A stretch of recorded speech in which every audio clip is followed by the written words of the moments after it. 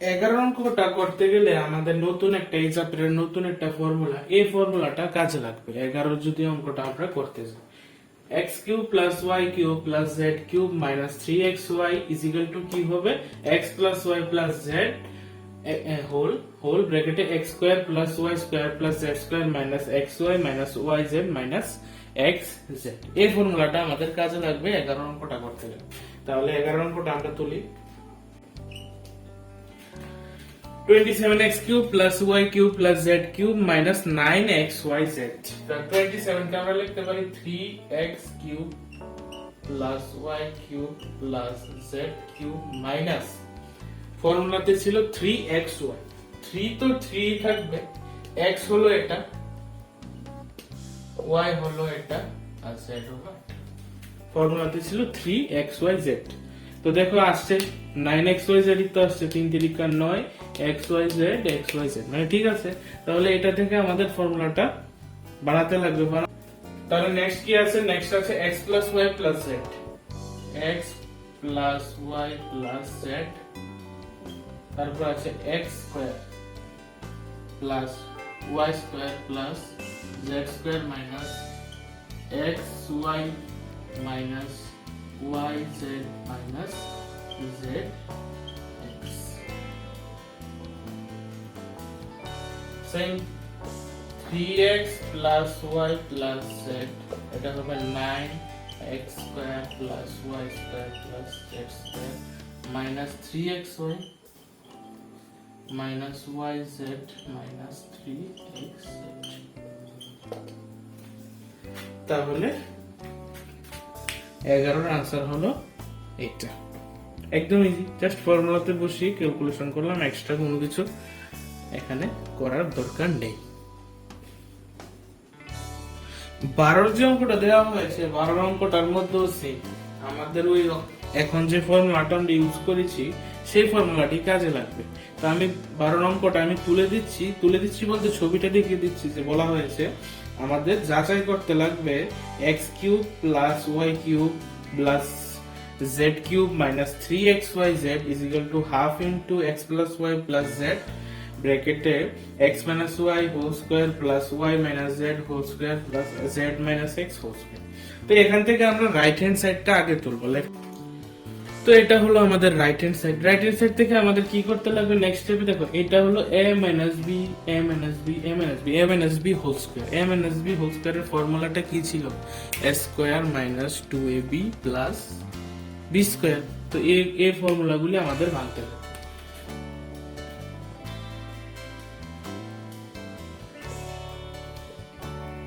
a square minus 2ab plus b square, এটা এখন এটারটা হলো আবার same a square minus 2ab plus b square, এখন এটা plus a square minus 2ab plus b square.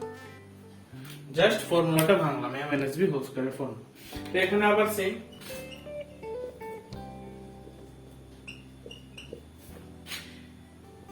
x square একটা আছে,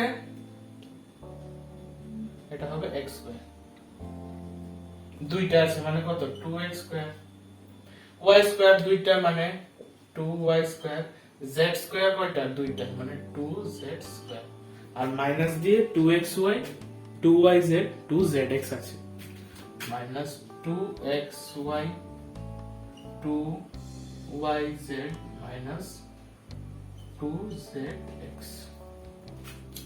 তো এখানে একটা জিনিস দেখো যে এখানে সবার মধ্যে 2 আছে, সবার মধ্যে যেহেতু 2 আছে আমরা 2টা কমন নেব।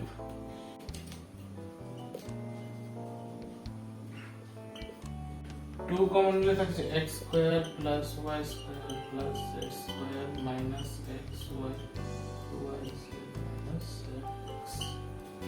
2 কমন নেওয়ার পর কি থাকলো, 2 গুলি সব বাইরে চলে আসলো, একটা 2 আর বাকি যা সংখ্যা আছে সবগুলি ভেতরে রয়ে গেল। তো এখানে দেখো এই হাফটাও বাইরে আছে, এই 2টাও বাইরে আছে। তো এই 2টাকে আমরা হাফের সাথে নিয়ে আসবো আর বাকি যা আছে সবগুলি একসাথে বসে পড়বে। এটা আমরা উপরে করছি।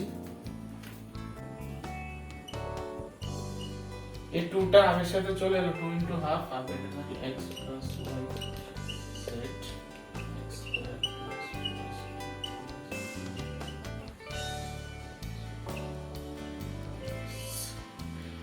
একটু কাটা, এখানে তো শুধু থাকলো কত 1 1 তো লেখার দরকার নেই, কারণ 1 এর সাথে পুরোটা ইনটু করলে তো পুরোটি থাকবে। আর এটা কি, এটা কিন্তু আমাদের ওই ফর্মুলাটা যে বলেছিলাম, এটা কিন্তু ওই ফর্মুলাতে বলে গেছে। সুতরাং এটা হবে x cube plus y cube plus z cube minus 3xy z।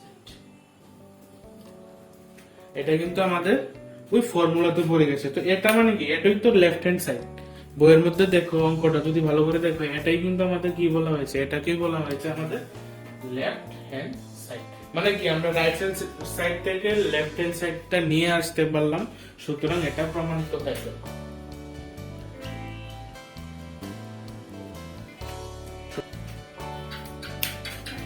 তো 13 নম্বর অঙ্কতে বলা হয়েছে এটা ইজ ইকুয়াল টু 0 হলে আমাদের প্রমাণ করতে হবে x cube plus y cube plus z cube is equal two 3xy।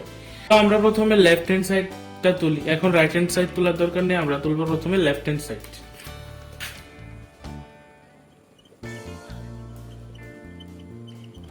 এখানে দেখো, এখানে আমরা একটা মাইনাস দিয়ে একটা এক্সট্রা 3xyz এনেছি, সুতরাং মাইনাস দিয়ে যেহেতু এনেছি, প্লাস দিয়ে আমরা আরেকটা লিখতে লাগবে, কারণ এটা কাটাকাটি করলে পুনরায় আবার এটা চলে আসছে। তো এটা কিন্তু একটা ফর্মুলার মধ্যে পড়ছে, আমরা যে ফর্মুলাটা 12 নাম্বার 11 নাম্বারে কাজে লাগিয়েছিলাম, এই ফর্মুলার মধ্যে এখান থেকে এতটুকুটা পড়ে যাচ্ছে। সুতরাং এই ফর্মুলাটা আমরা আগে লিখি।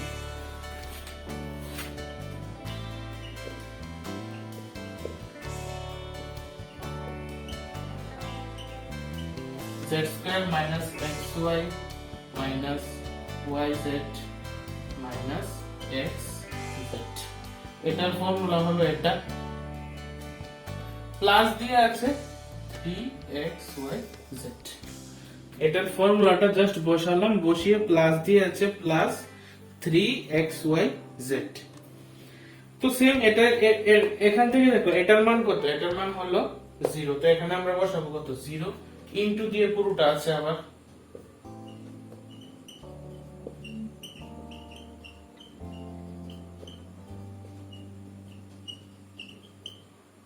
প্লাস আছে 3xyz, প্লাস আছে 3xyz। তো 0 এর সাথে কোন সংখ্যা ইনটু করলে তো 0, তো এই সবটা কত হয়ে গেল 0, তো রয়ে গেল কত প্লাস 3xyz। তাহলে এখানে রয়ে গেল plus 3xyz is equal two right hand side.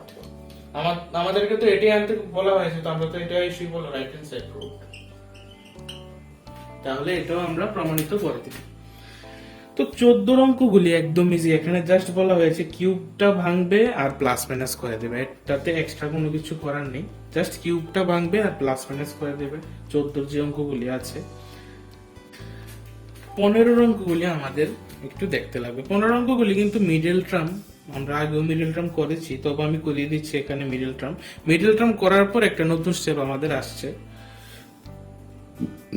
এখানে বলেছে নিম্নে প্রদত্ত আয়তক্ষেত্রগুলির ক্ষেত্রফল থেকে তাদের দৈর্ঘ্য ও প্রস্থের সম্ভাব্য রাশি নির্ণয় করো। তো এখানে আমাদের আয়তক্ষেত্রের একটা ক্ষেত্রফল দেওয়া আছে, তো ক্ষেত্রফলটা থেকে আমাদের দৈর্ঘ্য কত এবং প্রস্থ কত বা সম্ভাব্য মান কত হবে সেটা বার করতে বলা হয়েছে। তো ক্ষেত্রফল থেকে আমরা জানি কি, আয়তক্ষেত্রের ক্ষেত্রফল মানে কি, দৈর্ঘ্য ইনটু প্রস্থ। মানে কি, এই সংখ্যাটার মধ্যে দৈর্ঘ্য ইনটু প্রস্থ আছে, তাহলে এটা কি করতে লাগবে, এটা চেহারা দেখে বোঝা যাচ্ছে, এটাকে করতে লাগবে মিডল টার্ম করতে গেলে কি, সেম ফার্স্টের সংখ্যাটা লাস্টের সংখ্যাটা আগে ইনটু করতে লাগবে, মানে 25 ইনটু 12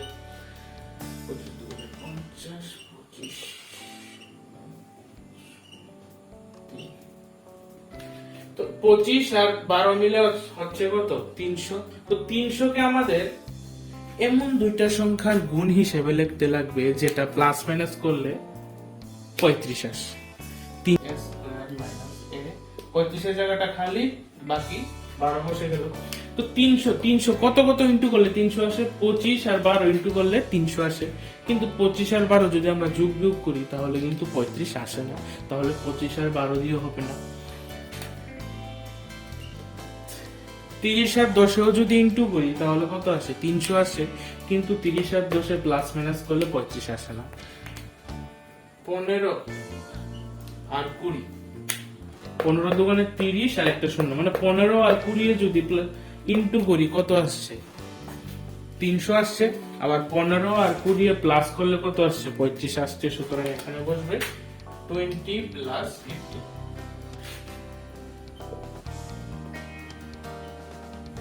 তাহলে 20 সাথে ইনটু করি 20a মাইনাস 15a প্লাস 12।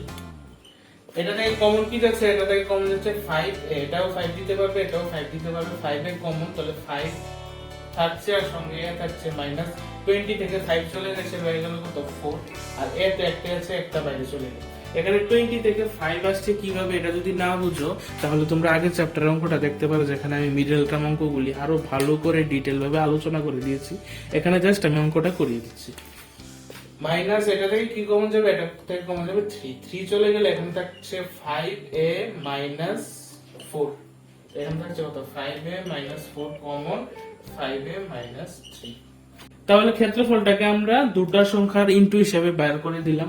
তো এই দুইটা থেকে একটা হচ্ছে দৈর্ঘ্য আর একটা হচ্ছে কত প্রস্থ। সুতরাং দৈর্ঘ্য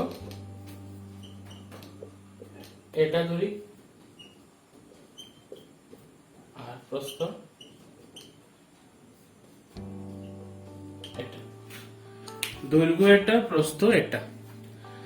কারণ এটাকে দৈর্ঘ্য ধরেছি কারণ নরমালি দৈর্ঘ্যটা কি থাকে, বড় থাকে। তো 5a থেকে যদি 3 কম, এটা কম সংখ্যা মাইনাস করি তাহলে এটা থাকবে কি একটু বড়, আর 5a থেকে 4 চলে গেছে তাহলে এটা থাকবে কি একটু ছোট। সুতরাং দৈর্ঘ্য ধরলাম আমরা 5a মাইনাস 3 আর প্রস্থ ধরলাম 5a মাইনাস 4। সেম ভাবে তোমরা দ্বিতীয়টা ট্রাই করো। দ্বিতীয়টা আমি পিকচারটা আপলোড করে দিচ্ছি। এখন আমরা করব 15 পরে 16 2 নাম্বার অঙ্কটা করবো, 1 নাম্বারটা না, 2 নাম্বার যে অঙ্কটা আছে ওইটা করবো। 16 অঙ্কগুলি তো সেম, আগের অঙ্কটাতে বলা হয়েছে ক্ষেত্রফল আর এখন অঙ্কটাতে বলা হয়েছে আয়তন। তো ক্ষেত্রফল আমরা নরমালি কি জানি, দৈর্ঘ্য ইনটু প্রস্থ হলে থাকে কত ক্ষেত্রফল। তো এখানে আছে আয়তন। আয়তনের ফর্মুলা আমরা কি জানি, আয়তনের ফর্মুলা জানি দৈর্ঘ্য ইনটু প্রস্থ ইনটু উচ্চতা। মানে তিনটা সংখ্যার এখানে মাল্টিপ্লিকেশন থাকবে, দৈর্ঘ্য থাকবে, প্রস্থ থাকবে, উচ্চতা থাকবে। আর এটা হলো আয়তন, আর ক্ষেত্রফলে থাকবে শুধু কি দৈর্ঘ্য আর প্রস্থ। তো এখানে আমাদের যেহেতু আয়তন বলা হয়েছে, আমরা 16 নম্বরে কি তিনটা সংখ্যা পাবো। যখন অঙ্কগুলিকে মিডল টার্ম করি বা যাই করি, লাস্টে আমরা কয়টা সংখ্যার ইনটু পাবো, তিনটা সংখ্যার ইনটু পাবো। তো আমাদের আয়তন দেওয়া হয়েছে এটা। তো এটা থেকে সেম আমাদের তো মিডল টার্ম করতেই লাগবে, কিন্তু এখানে দেখো সবগুলিতে কে আছে, আবার সবগুলি থেকে একটা 4 কমন যাচ্ছে। 12 আমাকে 4 দিতে পারবে, 8ও আমাদের 4 দিতে পারবে, 20ও আমাদের 4 দিতে পারবে। কিভাবে, 12 মানে কি 4 ইন্টু 3, 4 ইন্টু 2, 4 ইন্টু 5, 4 ইন্টু 5। দেখো সবগুলিতেই একটা একটা করে 4 আছে, সুতরাং আমরা 4 কমন নেব, আর সঙ্গে কে আছে, কে কমন নেব। তাহলে 4 কি কমন, 4k। তাহলে 4k যদি কমন নেই, এখানে থাকলো কি, এখানে থাকলো 3y স্কয়ার, 4 চলে গেল, 3 রয়ে গেল আর সঙ্গে y স্কয়ার, প্লাস 4 চলে গেল, 2 রয়ে গেল আর সঙ্গে y মাইনাস 5k। কে না y, এখানে কিছুই থাকলো না, কারণ একটা কে আছে, কেটা তো বাইরে চলে গেল কমন, তাহলে থাকবে শুধু কত 5। তো এখানে মিডল টার্ম 5 আর 3 হচ্ছে কত 15। 15 থেকে আমাদের 2 আনতে লাগবে। এখন 15 কে কত লেখা যায়, তো 5 আর 3 ইনটু করলে 15।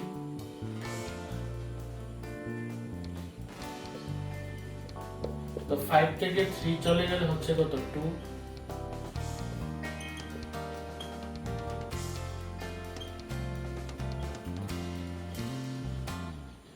5y minus 3y minus 5, 4k।